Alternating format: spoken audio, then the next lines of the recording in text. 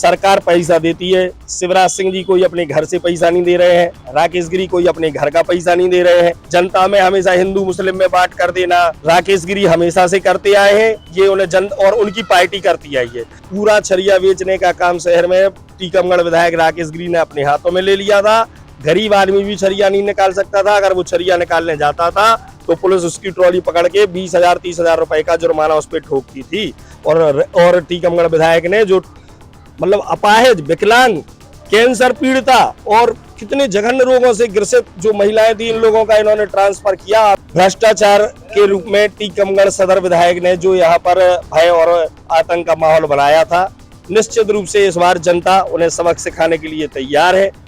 नमस्कार, आप देख रहे हैं दा भारत और मैं हूं आपके साथ आमिर। इस वक्त मैं मौजूद हूं टीकमगढ़ शहर के वार्ड नंबर 22 में। यहां तमाम ये जो आप देख रहे होंगे ये सभी कांग्रेस के लोग हैं और यहां पर ये सभी कांग्रेस प्रत्याशी यादवेंद्र सिंह बुंदेला के समर्थन में पहुंचे हैं।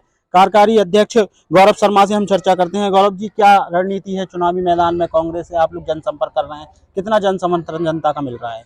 इस बार कांग्रेस की जो रणनीति है वो नेताओं या कार्यकर्ताओं के इर्द गिर्द नहीं है। कांग्रेस का पूरा चुनाव टीकमगढ़ विधानसभा 43 की जनता लड़ रही है।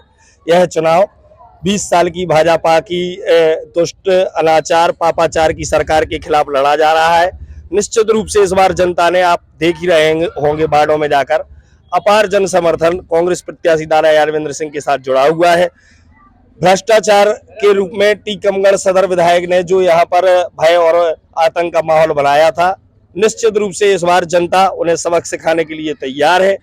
कांग्रेस पार्टी को भारी बहुमत से इस बार शहर की और ग्रामीण क्षेत्र की जनता बहुत अधिक मतों से कांग्रेस पार्टी को जिताएगी। आप कह रहे हैं कि सदर विधायक ने जिस तरीके से भय का माहौल बनाया था, वो क्या किया, ऐसा क्या भय है? आप किस मुद्दे को लेकर जाए? भय कह तो रहे हैं, लेकिन है क्या, हकीकत क्या है? हर प्रकार का भय है आमिर भाई। आप गांव में जाके देखें, आप शहर में देखें, जो भी व्यक्ति जिस काम में लिप्त है उसको उसी काम का, नौकरी वाले को ट्रांसफर का भय दिखाकर, गांव में ट्रैक्टर चलाने वाले को पुलिस का भय दिखाकर, शहर में व्यापार करने वालों को सरकारी संस्थाओं का भय दिखाकर, जो उन्होंने एक दबाव का माहौल बनाया, उस दबाव के आगे अब जनता हट चुकी है। और निश्चित रूप से इस बार यह 2023 बदलाव की साल है।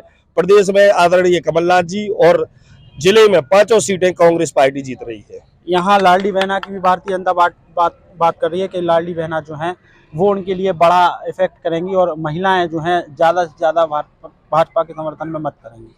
आमिर भाई, हर व्यक्ति पढ़ा लिखा हो गया है, महिलाएं हों पुरुष हों सब जागरूक हैं। महिलाएं जानती हैं सरकार पैसा देती है। शिवराज सिंह जी कोई अपने घर से पैसा नहीं दे रहे हैं, राकेश गिरी कोई अपने घर का पैसा नहीं दे रहे हैं, सारा पैसा शासन का है। कमलनाथ जी मुख्यमंत्री बनेंगे, अभी जो लाडली बहनाओं को 1,000 रुपए मिल रहे हैं, हमारे कमलनाथ जी की सीधी सीधी योजना है। जो उन्होंने आदेश निकाला है कमलनाथ जी ने, जो उन्होंने जनता से जो उन्होंने अपेक्षा करी है कि सबसे पहले जनवरी के प्रथम हफ्ते में सबसे पहले नारी सम्मान योजना की राशि महिलाओं के खाते में डाल दी जाएगी।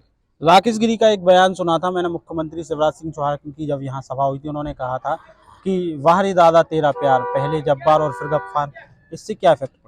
हमारी कांग्रेस पार्टी धार्मिक सद्भाव की पार्टी है। हम धर्मनिरपेक्षता में विश्वास रखने वाले लोग हैं।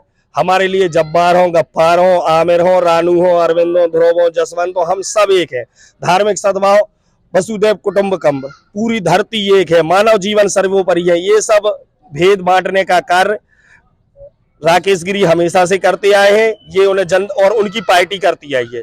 जनता में हमेशा हिंदू मुस्लिम में बांट कर देना, सवर्ण वर्सेस पिछड़ा कर देना, ये उनका कुछ चलने वाला नहीं है। पूरी जनता समझ चुकी है, पूरी जनता जान चुकी है। कांग्रेस के पक्ष में माहौल है। कांग्रेस प्रत्याशी लगभग 15,000 से ज्यादा मतों से इस बार टीकमगढ़ विधानसभा जीतेंगे। नगर पालिका में कांग्रेस ने जो है बाजी मारी थी, लेकिन लोग ये भी कह रहे हैं कि नगर पालिका का जो कार्यकाल रहा अब तक का, पार्षदों ने जो काम किए उससे नगर के लोग खुश नहीं है। नहीं आमिर भाई, आप देखेंगे जाएंगे तो पाएंगे कि हमारे पार्षदों ने बिल्कुल जी जान से काम किया है, अपनी पूरी ताकत लगा कर काम किया है। भाजपा का शासन है, ऐसे में इन लोगों ने लगातार नगर पालिका को प्रभावित करने की कोशिश की है। इन्होंने कई प्रकार के दबाव देकर, कई प्रकार की वहां पर षड्यंत्र रचकर, कभी सीएमओ का ट्रांसफर, कभी कर्मचारियों को ट्रांसफर, बाबुओं के ट्रांसफर। आप देखेंगे हम लोग लगातार नगर में जा रहे हैं, ऐसी कहीं कोई शिकायत नहीं मिलती है जो मूलभूत सुविधा की शिकायत हो। हाँ, जैसे उन्होंने कहा कि 4 महीने में 3 सीएमओ बदल दिए, तो फिर जनता को सफर करना पड़ता है। और सीएमओ कांग्रेस तो बदल नहीं रही, बदल तो भाजपा ही पार्टी रही भैया। हम लोगों का तो कुछ इस समय है नहीं। नगरीय प्रशासन मंत्री उनके थे और मुख्यमंत्री उनके थे। सारा किया धरा भाजपा के विधायक राकेश गिरी जी का है। पूरा आरोप नगर पालिका नहीं चलने देने का, उन्हीं के ऊपर जाना चाहिए।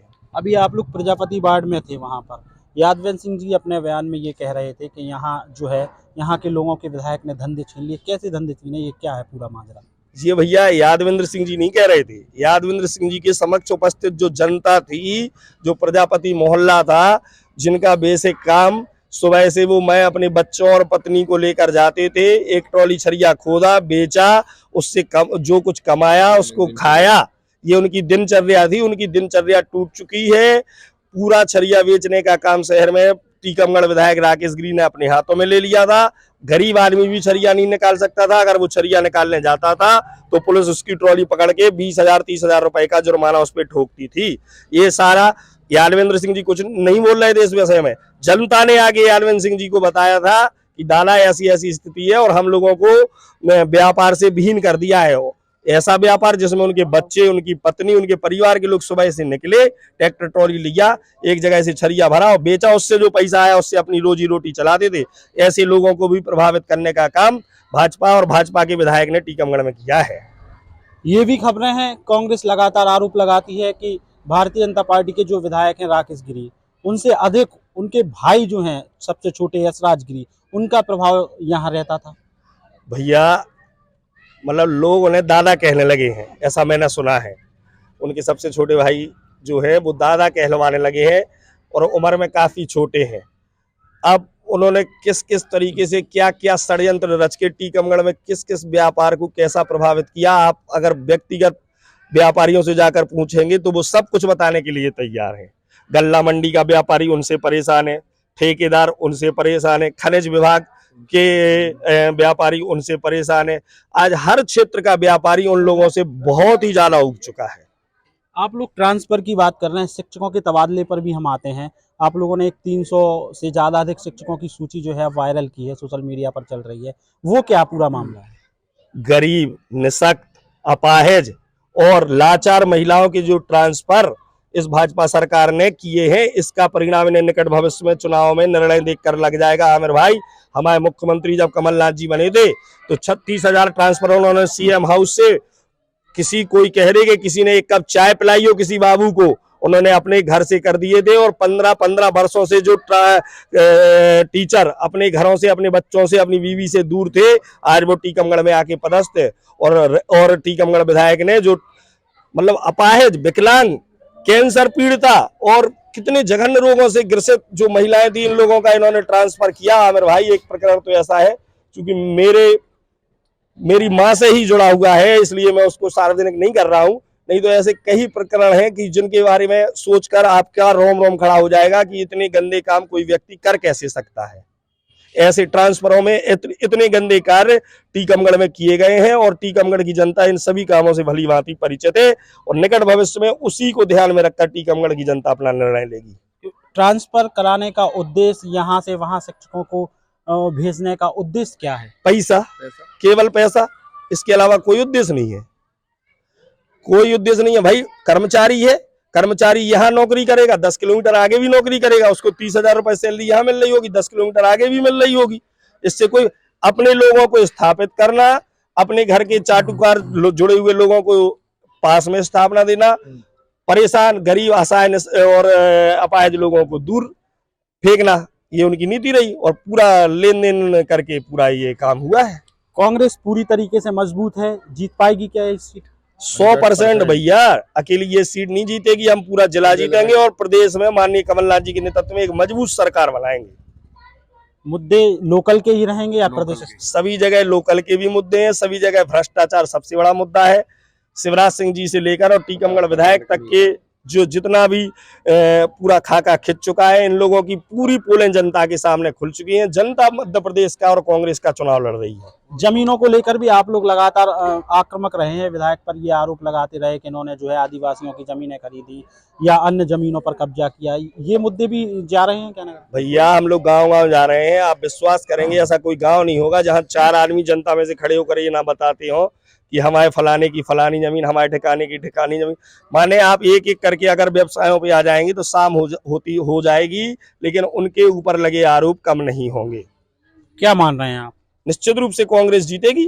कांग्रेस के प्रति माहौल है और कांग्रेस पार्टी जैसे ही सत्ता में आएगी, जिन्होंने गरीब असहाय निर्लज लोगों को परेशान किया है, इनसे इस एक एक चीज का बदला लिया जाएगा। बिल्कुल। अच्छा, एक सवाल और मैं आपसे करना चाहूंगा। भारतीय जनता पार्टी के पूर्व विधायक के श्रीवास्तव भी अब टैक्सी पर सवार हो चले हैं। आपको क्या लगता है उनके चुनाव लड़ने से कांग्रेस को नुकसान होगा या भारतीय जनता पार्टी को नुकसान? आम मतदाता अच्छी तरह से समझ चुका है कि 2 फोड़ भाजपा में हो चुके हैं। के श्रीवास्तव जी की पूरी पृष्ठभूमि भाजपाई है। वो चाहे अखिल भारतीय विद्यार्थी परिषद हो, चाहे युवा मोर्चा हो, चाहे नगर पालिका अध्यक्ष हो, चाहे जिला भाजपा अध्यक्ष हो, चाहे विधायक हो, सभी कमल के फूल पर चिन्ह पर चुनकर बने थे। अब वो अपनी पार्टी से ही असंतुष्ट है, अपनी पार्टी के वरिष्ठ नेताओं से नाराज है। कांग्रेस से तो उनका कोई लेना देना नहीं है। वो जो भी नुकसान करेंगे पूरा भाजपा का करेंगे और वो अपने हिसाब से, और बल्कि मैं तो ये कहूँ मेरे हिसाब से वो ठीक कर रहे हैं।